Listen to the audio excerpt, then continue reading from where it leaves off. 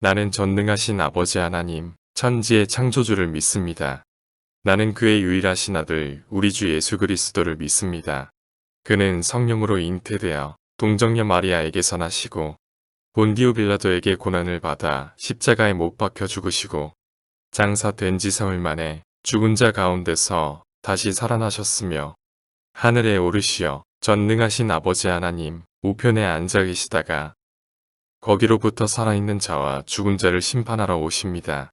나는 성령을 믿으며 거룩한 공교회와 성도의 교제와 죄를 용서받는 것과 몸의 부활과 영생을 믿습니다. 아멘.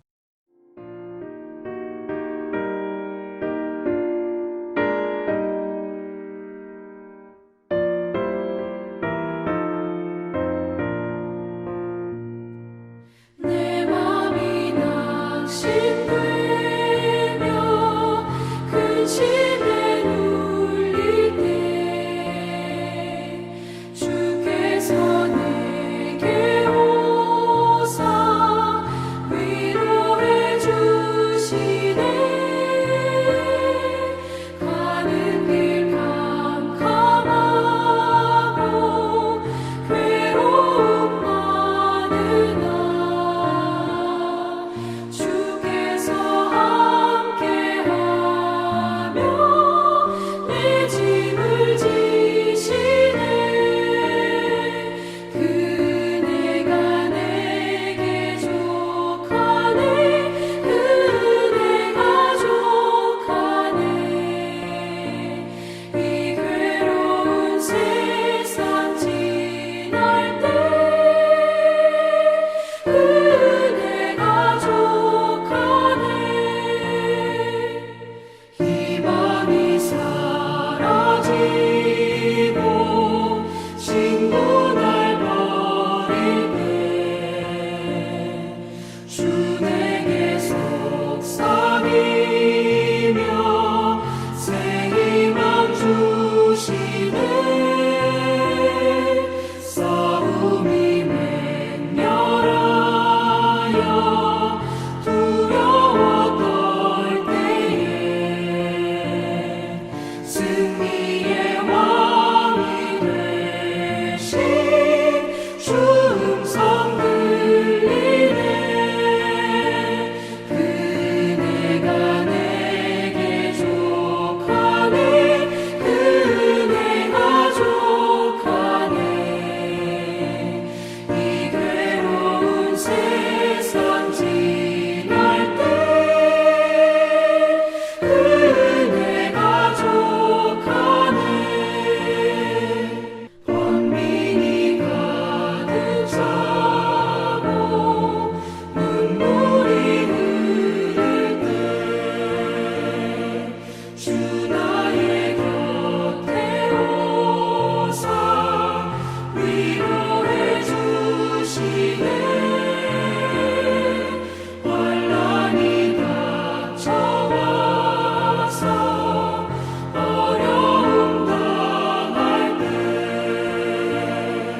주님의 능력 입어 원수를 이기네. 그네가 내게 족하네. 그네가 족하네. 이 괴로운 세상 지날 때 그네가 족하네. 오늘 말씀은 요한복음 16장 16절에서 24절 말씀입니다. 조금 있으면 너희가 나를 보지 못하겠고 또 조금 있으면 나를 보리라 하시니 제자 중에서 서로 말하되 우리에게 말씀하신 바 조금 있으면 나를 보지 못하겠고 또 조금 있으면 나를 보리라 하시며 또 내가 아버지께로 감이라 하신 것이 무슨 말씀이냐고 또 말하되 조금 있으면이라 하신 말씀이 무슨 말씀이냐 무엇을 말씀하시는지 알지 못하노라 하거늘 예수께서 그 묻고자 함을 아시고 이르시되 내 말이 조금 있으면 나를 보지 못하겠고 또 조금 있으면 나를 보리라 함으로 서로 문의하느냐. 내가 진실로 진실로 너희에게 이르노니 너희는 곡하고 애통하겠으나 세상은 기뻐하리라. 너희는 근심하겠으나 너희 근심이 도리어 기쁨이 되리라.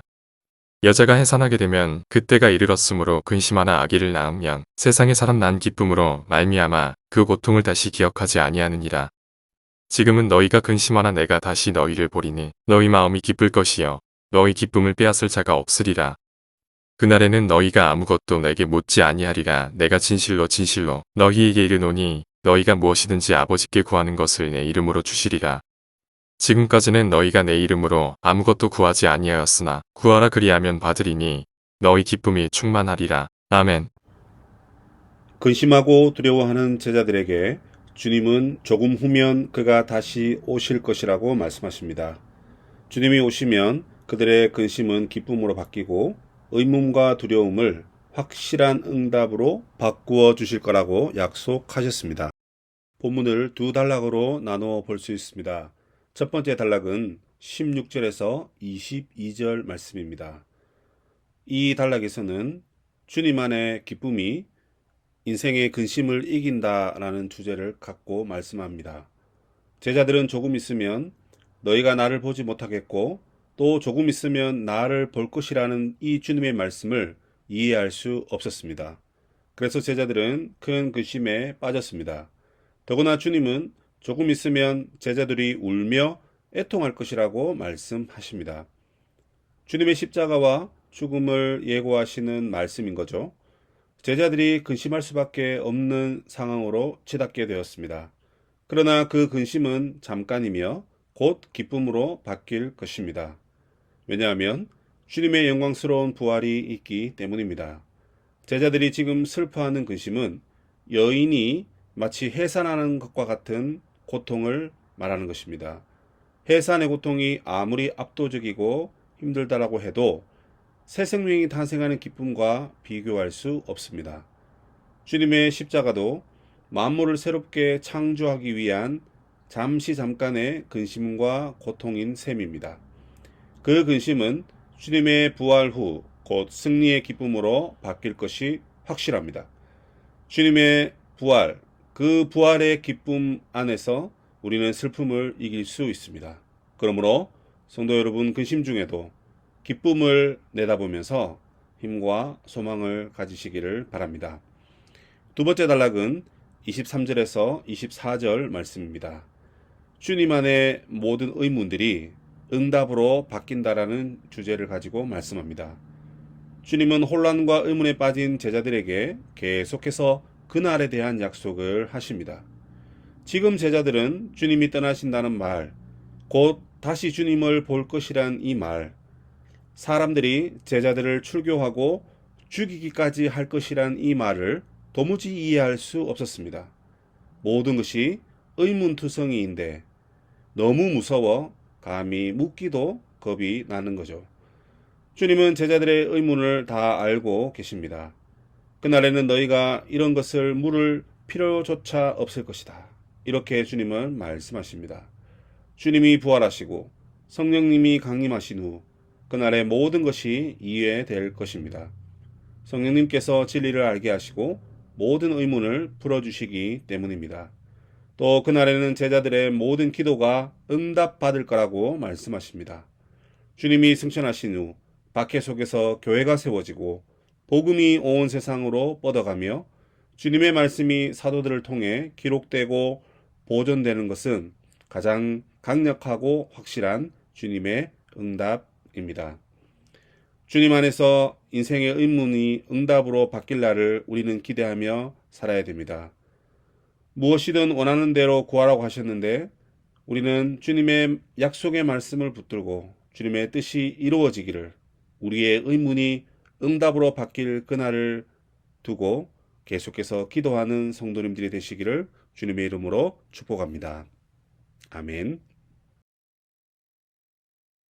하늘에 계신 우리 아버지, 아버지의 이름을 거룩하게 하시며 아버지의 나라가 오게 하시며 아버지의 뜻이 하늘에서 같이 땅에서도 이루어지게 하소서. 오늘 우리에게 일용할 양식을 주시고 우리가 우리에게 잘못한 사람을 용서하여 준 것 같이 우리 죄를 용서하여 주시고 우리를 시험에 빠지지 않게 하시고 악에서 구하소서. 나라와 권능과 영광이 영원히 아버지의 것입니다. 아멘.